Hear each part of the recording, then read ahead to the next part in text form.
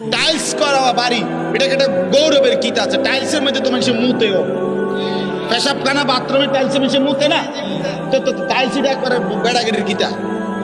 Tiles কি স্বর্ণ দিয়ে নেই বানাইছে, তো মাটি দিয়ে বানাইছে আর কি। টাইলস কি দিয়ে বানায়? মাটি দিয়ে বানায়। এটার মধ্যে বড়াই করার কি আছে? তারপরে একটা টাইলস আমার একবার আল্লাহর রহমতে 60টা রুম ওলা একটা ঘর করছি, ভিতরে 2টা বাথরুম, বাথরুম দিয়েও টাইলস। আমি বললাম আল্লাহু আকবার, চাচা আমনের কপাল, চাচা আল্লাহ দিছে আমনের। আমনের বাপ দাদা 14 গোষ্ঠী আগে মাটিতে পেশাব করতো, এখন আল্লাহর রহমতে আমনের জিভুত নাতি নাতি টাইলসের মতেন। কত বড় নিয়ামত আমনের জীবনে, আর আছে কি?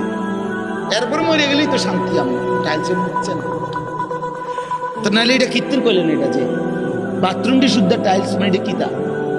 এটা কেন বললেন কন্যা? এটা কি হুড়াঙ্গিরি শুনাইলেন? সফলতা শুনাইল, এটা সফলতা হইল?